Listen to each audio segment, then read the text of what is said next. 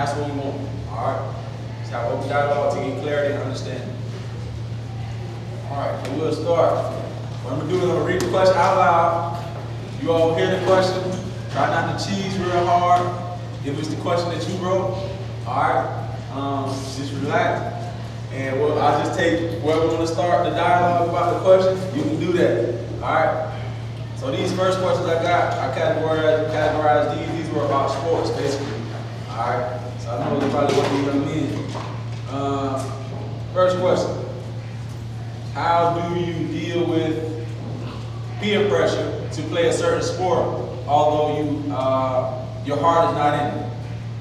How do you deal with peer pressure to play a certain sport, even though your heart is not in it?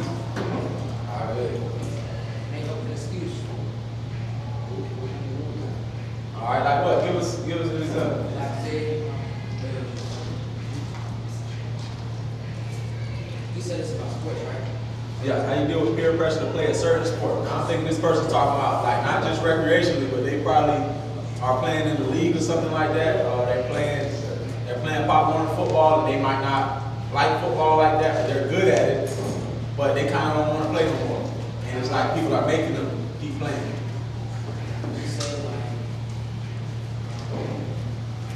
How do you deal with it is the question. How do you deal with it? If somebody's peer pressuring you to play a sport, but you really don't want to do it because your heart is not in it, how do you deal with it? You say I got interest in something else. Be honest. Be honest about it. Say you have an interest in something else. What else?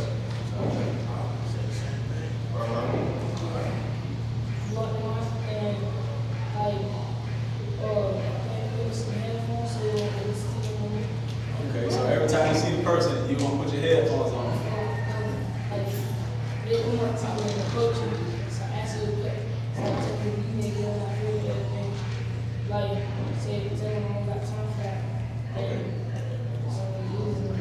All right, what you got? Just listen to them. Okay, you can even so one side is saying that we can kind of just tell them the honest to God truth that I don't feel like playing that sport, I'm not gonna do it. Another stream of thought is you can just try and give it a try and see if your feelings change on it. All right. I just say just get it 100. You gotta like it, but it's like all give up, don't do it. Push it all like to keep going, like give it everything you got. Okay, give everything you got. Anybody else? You had something in the back? I was gonna say what to do. What did they basically just tell the truth? Tell them that you're not there for this work. Okay. Yeah. Or you can tell me your heart is not in the sports and another. Okay. So you can play another sport and that's an extra. Okay. So most people said go ahead and be honest and tell the people that your heart is not in it. All right. So I've encountered that. I encountered that in middle school. I played basketball a lot growing up, just because if there's one basketball in the neighborhood, then you can supply entertainment for at least 10 people. You play 5-on-5 basketball. It's not really easy to start to pick up game of baseball. My dad put me in baseball when I was like 7. So I took a liking to baseball, and everybody else in my community didn't understand that. You don't see a lot of minorities, particularly black males, playing baseball. So that's what my love was.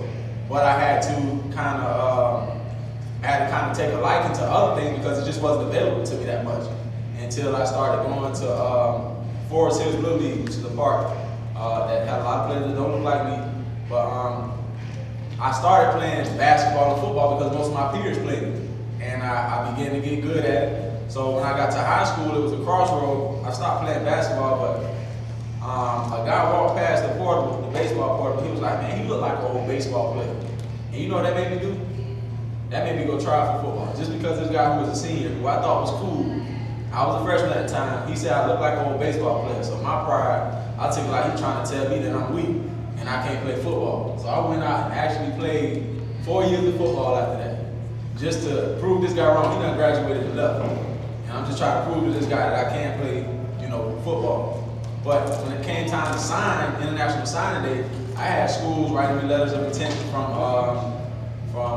USF, UCF, Florida Atlantic, Florida International, South Carolina to play football, and that's the biggest thing in high school. When you see guys signing on signing day and putting on that hat. And I had a choice to make. I could lie to these people and deny my heart, and knowing that I grew up playing baseball, and that's what I think my money's in baseball. I can go do that, or I can try to appease all the people and live a lie and go out here and play football and so make my body susceptible to all this damage that I'm gonna take just so I can be quote unquote cool in black society and be that guy who made it playing football. So I've dealt with that too. So a lot of people saying it's just simple to just say, I don't like that sport, but it's not as easy as it sounds. So I understand that. But at the end of the day, you're gonna spin your wheels and waste a lot of extra time doing something that you don't really love just to please people, just to find out in the end I should have been doing what I'm passionate about. That's my response. Yeah, and the question is, how do you deal with it? There's different ways that you can deal with it. The thing that I always say that your destiny is the result of your next decision, which means that whatever you want your destiny to be is the result of whatever decisions you're making right now. Your destiny is something that's future from this point. And so if your destiny is to play football, your destiny is to play some type of sport, your destiny is to be a doctor, a lawyer, whatever your destiny is, you have to start making choices now. So a lot of times to deal with peer pressure, a lot of ways to deal with that is to do what your destiny is to do. Whatever you choose to do, put your time into what you're going to be and what you want to be when you get older, right? Because every choice that you make has a direct effect to whatever it is you want to do in the future, whether good or bad. It has an effect on it. So allowing peer pressure or somebody else to dictate what your destiny is not going to be beneficial to you. So a lot of times to deal with it, you got to put yourself and say, listen, even though they're pressuring me to do this, if my heart is not in it, I have to think about my future. So a lot of times that's how you can deal with certain situations. Think about what you got to do. Don't allow somebody else to think for you. Because 5-10 years down the line, like he said, the guy graduated, that guy wasn't thinking about him. You see that? So, but that's a good question. And there's different ways to deal with it. All right. So the next question is, that's why I like the fact that we categorize these, because the next question kind of can spin from the last question. Now this is different though. It says, if I felt bad about playing a game because I thought I wasn't good enough, what should I do? Now that's different. It's different from your heart wasn't in it and you didn't want to play the sport. Then you shouldn't live a lie and play the sport just to appease other people. But what happens? How do you deal with the fact that you feel bad because you're not good at something? All right. Let me take her out there.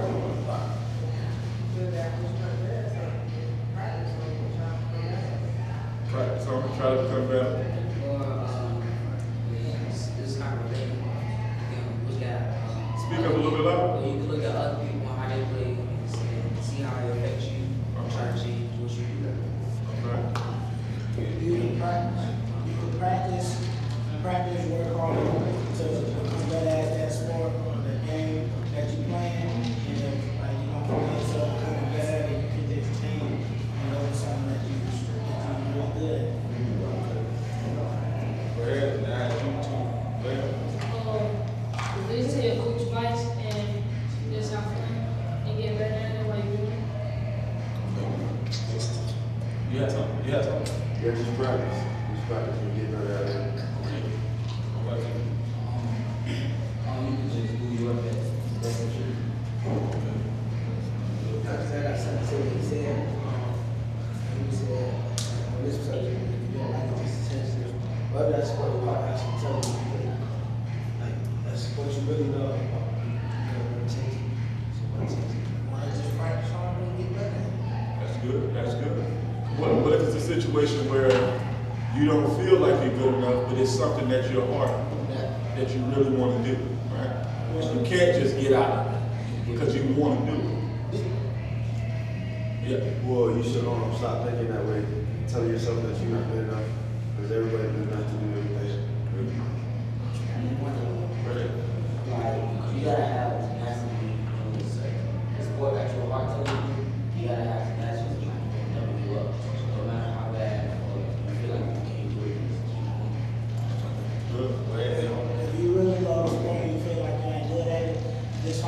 people in that sport that like really dominate the game and trying to relate your skill, your style of playing, like how they play.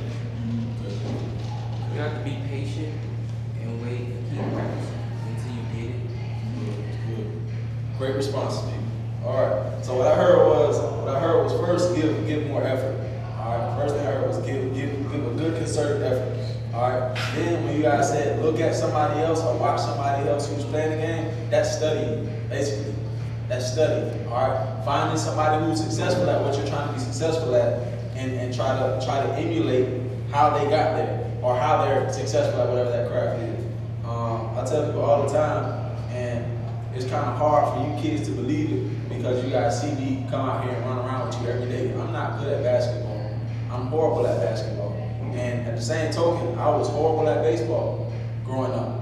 But one thing that my coach has said about me all the time is if Reed's going to get it right, he's going to get it right full speed. I mean, if he's going to get it wrong, he's going to get it wrong full speed. So my effort was such that even if I made a mistake, I gloried in my mistakes. I gloried in my shortcomings so that my coach could tell me what I did wrong. I invited that. But a lot of times, young people don't invite that type of criticism or just that type of coaching. So if you're not good at something, we have to have this mindset. That's I think me and Mr. Mitchell was talking about this in the group set we had last week. It's a growth mentality versus a fixed mentality. A lot of young people have a fixed mentality which says, if I can't shoot 3-pointers, I just can't shoot 3-pointers. But somebody with a growth mentality says, if I can't shoot 3-pointers, that means I'm just not good at 3-pointers right now. But I can develop into a good 3-point shooter with good practice and with effort that I put in. So when it came to baseball, I wasn't good at hitting the outside pitch. That was my worst pitch, and everybody knew it. So they wouldn't throw me nothing on the inside of the plate. If you threw it on the inside of the plate, I'm gonna hit it out the park. So everybody started throwing me the outside part of the plate. Did I just, shrug my shoulders and hang my head and just be frustrated with the world and say, oh, I'm not good at baseball no more? No. I went to the batting cage and set up a tee on the outside half of the plate, and that's all I hit every day. I focused on what I wasn't good at. Michael Jordan says he did the same thing. Michael Jordan could slash and go to the hole just like everybody else, but better than anybody else. But other teams started recognizing that, so they'll sag off of him and make Jordan shoot. So in the summertime, after he lost to the Pistons, Jordan went in there all summer and worked on his mid-range jumper. And that's how, they got posters of him now, where he done won NBA championship finals games with that step back mid-range jumper, killing people with it. So what you do is, if you're not good at something right now, that doesn't mean anything. That means that's something I need to focus on and I need to work at. All right? But that shouldn't be a reason for you to say, I'm gonna lay it down, because this is something that you felt bad because you wasn't good at something. But the reality is, we came born into this world not good at nothing. You didn't know how to do anything. You had to learn everything. All right? So that shouldn't be a reason why you lay it down. That should be a focal point for your efforts going forward. And that's good. Everything that you guys said is good.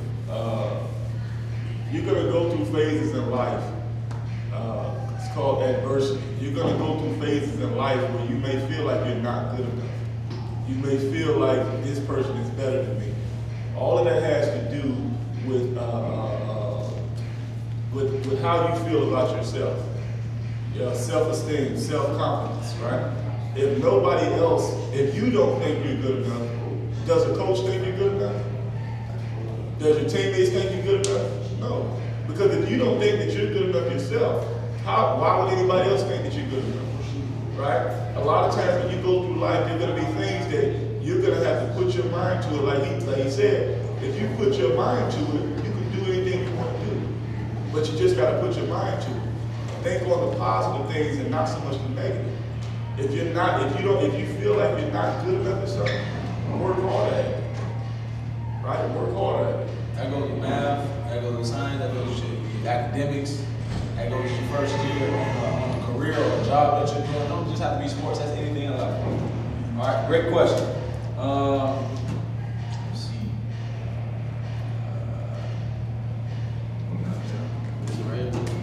Okay, so this kind of leads from that last question. I think this question was trying to say, what do they mean by quitting can remain in your life? I guess somebody said, if you quit, it'll remain in your life for the rest of your life if you quit now. So what do people mean by that when they say, if you quit, it can remain in your life? All right, go ahead. Basically saying like when somebody said that you're quitting, the other person is like, because everybody's always watching.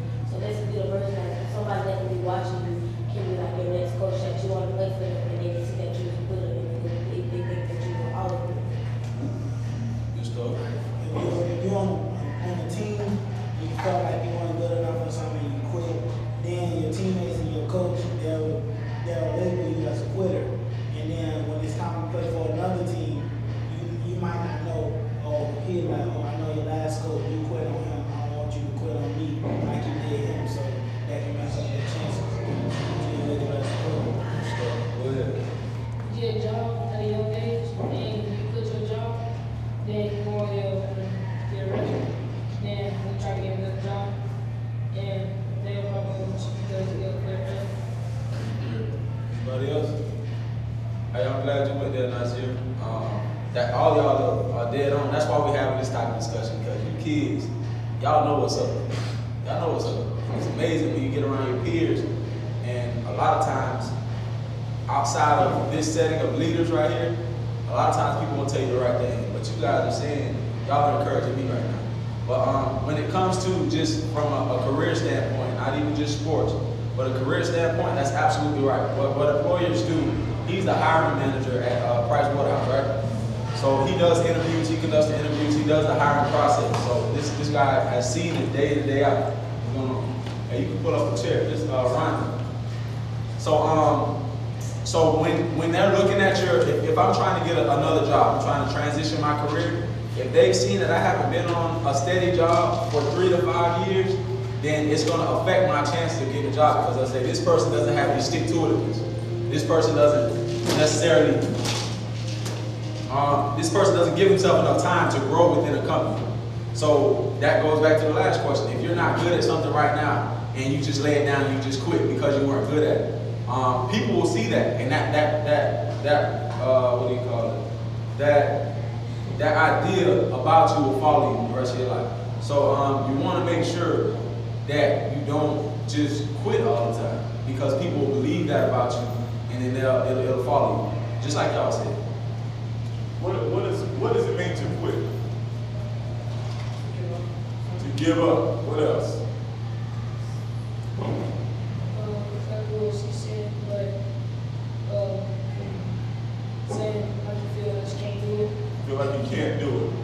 Basically saying that you don't care no more about what you're doing. You don't care anymore. You don't care. To not give it your all. To not give it your all. That's good. Doubting yourself. Doubting yourself. What else? Not thinking about what can happen in the future. Not thinking about what can happen in the future. Stop or let it feel like you're not good enough. Stop. You feel like you're not good enough. What was your answer again? I said, not giving it. Not giving it your all. Most people think quitting is just stopping something completely. But you can, and I like that answer, because you can start something with the mindset that I'm gonna go all out. But then you can relax and get complacent and say, well, I'm just gonna do just enough. You know, that can be a form of quitting too. As far as the question, does quitting remain in your life? It can. Because what happens is when you give up on something, it makes it that much more easier to give up on something else. And that goes through everything in your life, whether it's a job, whether it's anything. Because a lot of times, when you do something, when you go on a job interview, when you sign up for college, as far as filling out applications and those things, all of that has to do with the mindset. If somebody tells you no, do you just give up on what it is that you're trying to do? I was told no plenty of times. My high school football coach said I would never play for him. He told me to my face, he said, you'll never play for me. And me and that guy are the best of friends today. Not only did I play for him, I was a starter and one of the best guys on that team in Hillsborough County, right? So understand that if I had took that no and gave up, my aspirations were always to play in the NFL.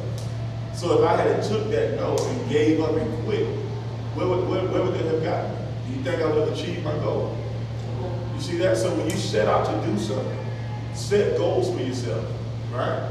I don't like to say dreams, because dreams are sometimes not attainable. Goals are attainable, right? Because anytime you dream, really a goal without any action is a dream.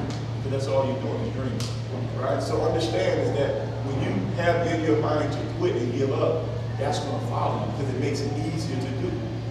When you do, if you quitted this, the next thing you try to tackle, it's going to be that much easier to quit than that, right? So everything that you said, you guys were correct with what you're saying, but that follows you. But what really follows you is your own mentality. Because if somebody says that you're a quitter, that's going to make you angry, and then you might quit again, right? When you said quitting is always not, it's just stopping, it's not, it's also not giving 100%. I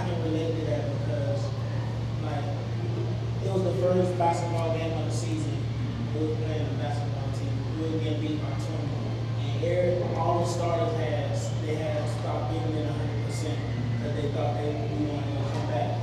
We ended up losing that game, and then the next game, the starters they thought they were gonna start, but the coach he was like, "Ask Craig Hill, I'm not starting now because I sat here and watched all y'all quit on me last week. Y'all laid down."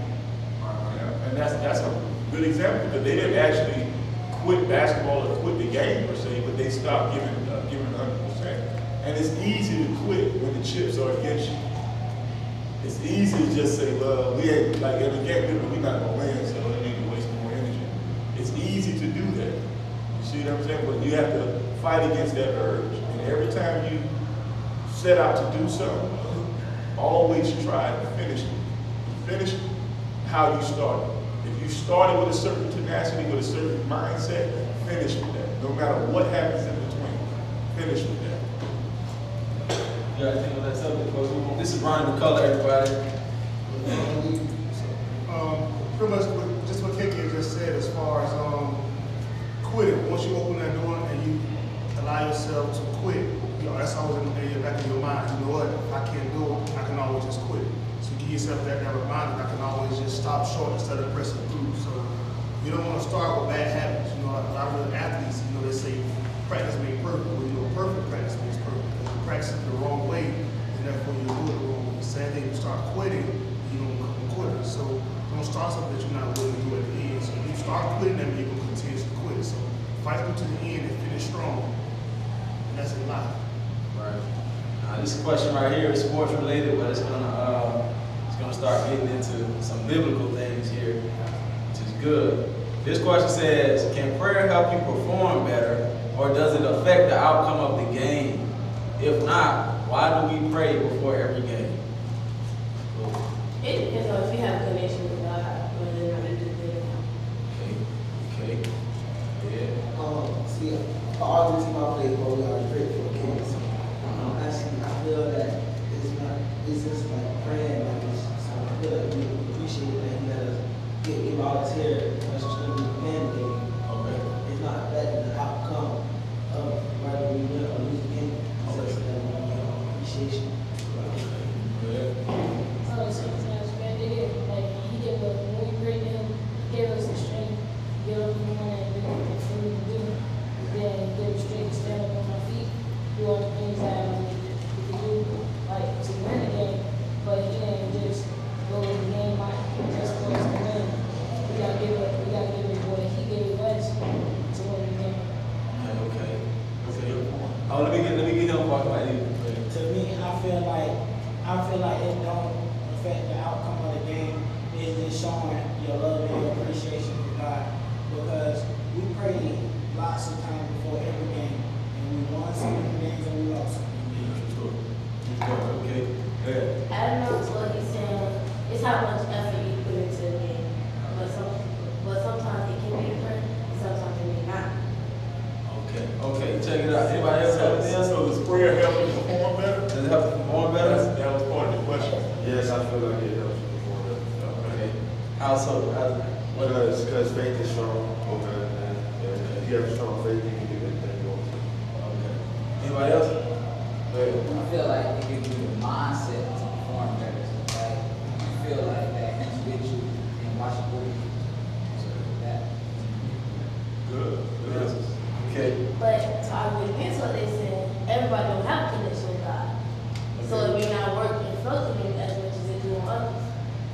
Okay. I feel like everybody has a connection with God, but it depends like how much effort you put in to like get that connection, like that full. Let me add something to this question. Let me add this. If I'm on one team and I'm praying that God help me perform better, help me win the game, and the other guy that I have to go against is praying the same prayer, and God is not a respecter of person, who does he help? Both of y'all. Somebody. Hold on, Nazir. Go ahead, Nazir. So it's like forces coming together. When one person prays and another person prays, when we come together, it's going to be a good matchup. But whoever got the best skills and who like give it all their best instead of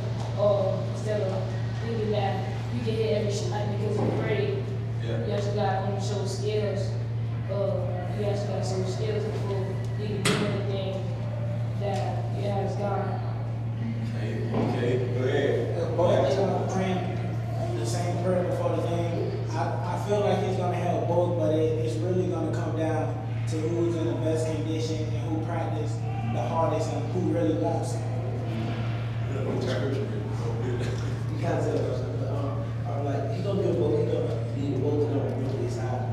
He gonna give both of them effort, give all they got. One of them, I just it's like, but one of them like not gonna give everything they got. One of them is like the most of the time it's the underachiever that gives them everything they got, and like they always play out a better game over the person who already got all the talent. They don't really usually start lacking up. Okay, go ahead. But then again, you said he had two people that On the opposite teams. Opposite teams Yes. that he got to help. To me, he don't have a side that he choose, but basically, I think he would choose the one who follow his commandments and basically like go to church and do everything that God wants. Okay, okay. Go ahead, man.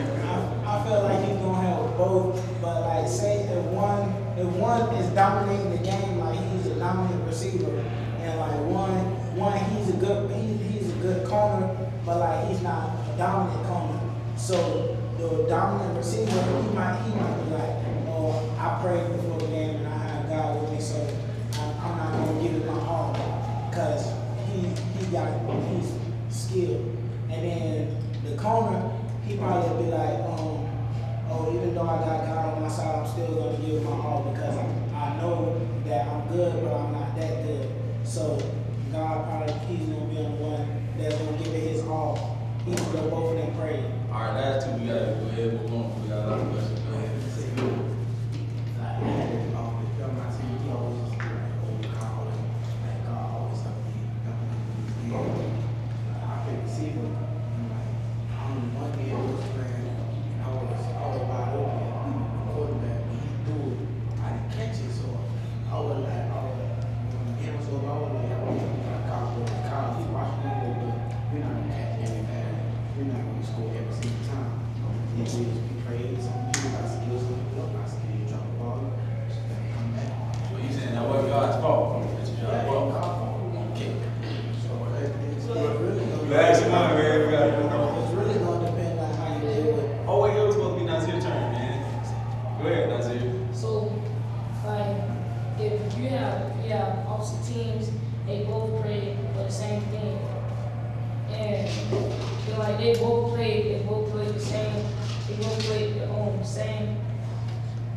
same skills, and they give their all, and the other team end up going to win, cause like pray. What I'm trying to say is that you're not gonna win every single game just because you pray to God, but you might win the game if you pray to Him and give Him all your best. Okay. Make it quick, man. Hurry up. It really will depend on willpower. Cause if both of the teams play, but say one team is going through something, they have a drop touchdown or a fumble, and they don't get back up and try as hard as they did when they first came out. And then the other team, even though both of them prayed, but that fumble might have the whole team feeling like they can't do it. So all of them not gonna be on the same page, and they just gonna be off. Okay. Now, let me, the first things first, what is faith? Power to believe in something that you strongly agree with. Power to believe in something that you strongly agree with, okay? Faith, believing in something that you can't see or hear or really touch, but just believing that it's there and have faith in that. Belief, but basically belief without having to see something, Yeah, right? So like- now, so what is faith in God? What does that mean? To have faith in God, what does that mean? Have faith in spiritual Okay, and mentally. To believe that. okay. To believe that He'll watch over you and protect you, even though He's not physically there.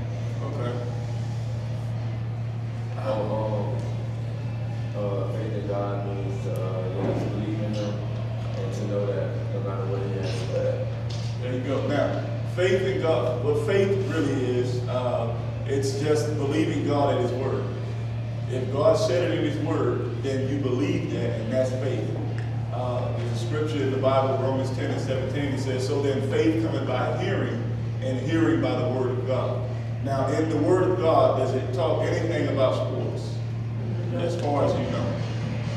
So would you praying to God about an outcome of a game, is God concerned about whether you play football or play basketball or not? Not so much. Now, what prayer does is prayer keeps your heart soft towards God and towards man.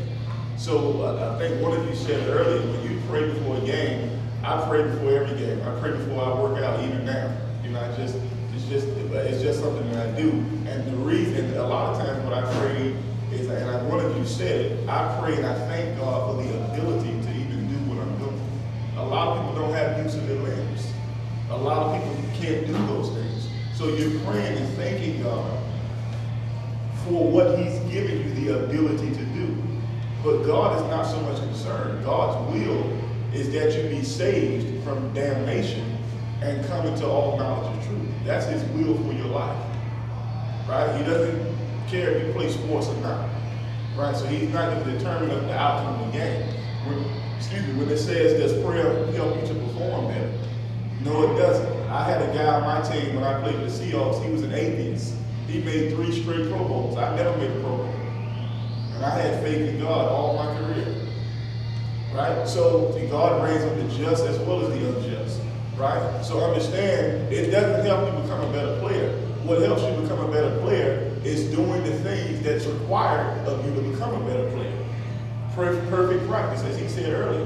Right? So those are the things that help you to become a better player. Faith in God is based on the will of God, which is not in sports. The will of God has everything to do with you understanding Him spiritually and how to live your life according to the way He wants you to live it. Right? Now, and it's okay to play sports. It's okay to pray before every game. But understand, God is not concerned with the outcome of a game. Because the reason I asked the question I asked, everybody's praying before a game. Everybody's praying that God will win this game. You know, everybody's praying. And like you said, how is it that you can pray and still lose? Because God is not necessarily concerned with it. It's the best man is going to win. Who's ever put in the time, who's ever put in the preparation, that's who's going to win. Right? Yes. Along with that, what you're saying, that is true. That's 100% true. And guys, you got to understand that, you know, the Bible speaks of your prayers not going unanswered. Your prayers will be answered down the line because you may be trying to win a game. God may say, I'm not going to let you win this game, but down the line here, there's a recruiter or there's somebody that's an agent that's looking at you. Or what I'm going to give you favor because you acknowledge me. Just for the mere fact that you acknowledge me, down the line, there may be something different. Because what you are looking at, sometimes our picture and our scope is so small. And we're only looking at this small little bit, but God is looking at a broader picture. We got to understand now, you know, our understanding is not like God's understanding. So when we say win a game, that might be, we might be talking about to God. That might be saying, okay, so you want to win this game. So what I'm going to go beyond that. I'm going to give him his whole life right here. This is what he's going to get right here. Out of that, you may even get picked by the NFL. You may get to be, you know, one of those people, you know, when you finish this, you know, person on the sports show that's talking to mediators and stuff like that. Down the line, because you acknowledge God, your prayers will not go unanswered. And it may seem like a long time, but it's not. Even with that, God still remembers the fact. You may not, like I said, you may not win that game because it's really not predicated on the game. God's not looking at that. But because you still honored Him, He's going to honor you. So remember that. Those prayers aren't going unanswered still. I want to follow what the young lady said. I'm not sure your name. What's your name? Samantha. Samantha made a key point when she was saying that some people had a connection with God. And I want to follow with that because we don't want to use God as a spare tire. What I mean by that is you only go to God when we need Him. We've all had people who use us in order to come to us when they need us. We need to build that personal relationship with God. So that prayer is more thanking Him for the things, not necessarily about the game, but things that we take for granted every day, as far as our sight, as far as our ability to be able to make that team, to be able to actually play in that game. So these are some things we be thankful for, not necessarily the outcome of the game. So my encouragement would be not just to use God and pray to Him only before games, but to pray to Him all the time, build a relationship with Him so that y'all can have that connection. All right. Next question. Is there such thing as trying to be too successful? Yeah. is this seen as trying to be too successful? I'm guessing this person meant by, trying to make X amount of money a year, or trying to acquire a certain level of fame or something like that. Is there such thing as trying to be too successful? And I think a precursor to that question would be, what is success? What does it mean to be successful? Achieving the goal that you put your heart and mind to. There you go. Now, and that's the basic fundamental definition of success. To set a goal and to achieve that goal. Success is not what we see on TV. Just because you got a big house and a big car they're successful in their own right. But that should not define what success is to you. Because that may not have been your goal. If your goal is to graduate high school, go to college and get you a good job, if you achieve that goal, you're successful. You don't have to have $1 billion to be successful. Don't allow TV to don't allow TV to define what success is for you. Success for you may not be what success is for me. Why? Because we have different goals in life. So with that being said, the definition of success, is it a such thing as being too successful? Can we be too successful? I don't think so. Because say if you set a goal and say, I want to graduate high school, and then you graduate high school, you succeeded in that, then you can set yourself another goal, and then you can come up to achieving that other goal. So I don't think. All right. Go ahead. You want to achieve to make money, then you turn the wrong way to get it. And you're trying to be too successful and turn it the wrong way. So you're saying the goal of making money shouldn't be the goal, because it can lead you to do anything to make that money. Yeah. I got you. Okay, go ahead. You got that. I feel like you can be too successful and be like top, be fame, be top, and that's just being the best that you can be. If that take you to the top, that's just Okay, got you. Good one, brother. We had speakers before, and he had said that one dude was so successful while another poor dude sat there and had no success, but was actually more successful than the successful person, because the successful person, he had so much success that he didn't realize what all the success he had, he never really did that with it. He just sat there and kept succeeding, but didn't give back, like, he didn't get paid for something. So he died, a successful man died, and poor man, he ended up getting in school and doing good. He always thanked God about it. That's, I feel you want to be successful, like, you gotta need to do something good. I was told by Mr. Reed that it was a football player. He had just won the Super Bowl. He was disgraced. He was Emmitt Smith. He was disgraced.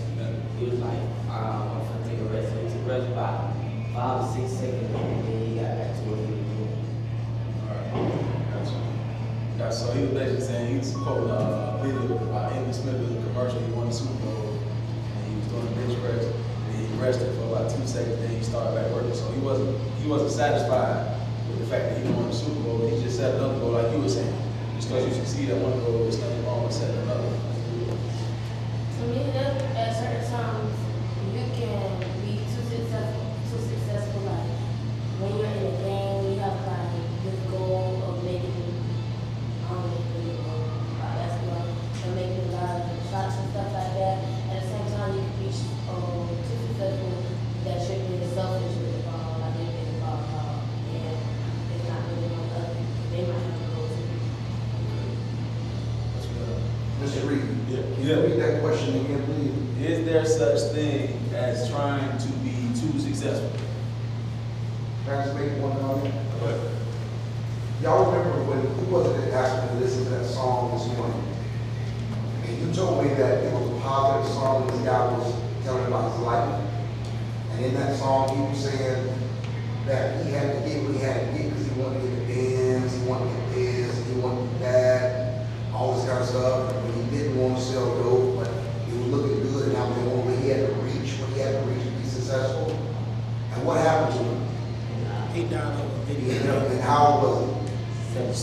Oh, you talking about, Lil Snoop, okay, yeah. So use that as an example. Now, we can question one more time. Is there such thing as trying to be too successful?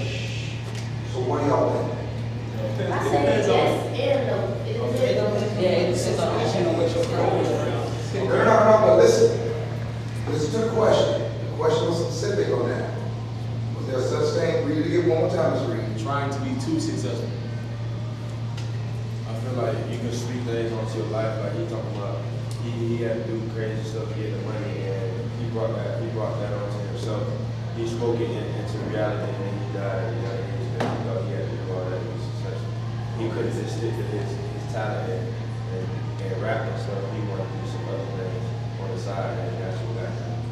Okay, good. I feel like you can try to be too successful in certain situations.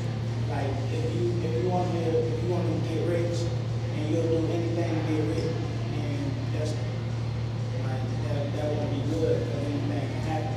Or on the other hand, say oh, if you just graduated high school, I want to succeed in college, and I want to graduate college and go get me a good job. Can't be too successful. And that's good. And understand, is there such thing as trying to be too successful? There's a such thing as trying to do too much to reach a certain goal. But success is what you make it. Yeah. So if success is what you make it, based on the goal that you set out to achieve, I don't think there's a plateau of what you consider success to be. Now, if we're talking about like the kid that we're talking about, the rapper, if your goal is to set out to make millions and billions of dollars, then what happens is you try anything to achieve that particular goal, which may not always be a good thing.